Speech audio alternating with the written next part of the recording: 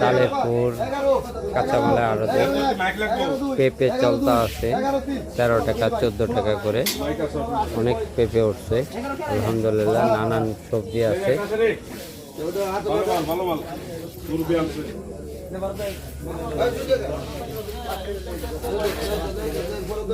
এই যে ধুন্দুল প্রচুর পরিমাণে ফসল উঠছে আলহামদুলিল্লাহ। প্রচুর তরকারি উঠছে, ধুন্দুল উঠছে, কলা উঠছে, লাউ শাক, চিচিঙ্গা, ভেন্ডি, কাঁচামরিচ, বেগুন, কাঁচকলা, ঝিঙ্গা, প্রচুর পরিমাণে তরকারি উঠছে।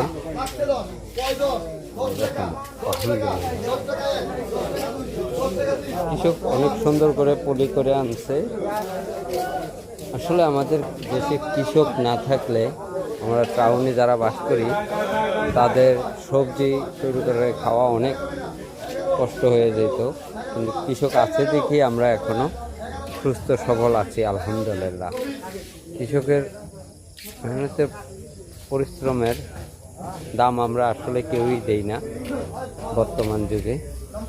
আমরা সবাই কৃষকরে ছোট নজরে দেখি যে একজন কৃষক গ্রামে চাষ করে, আসলে তাদের কারণেই আমরা কিন্তু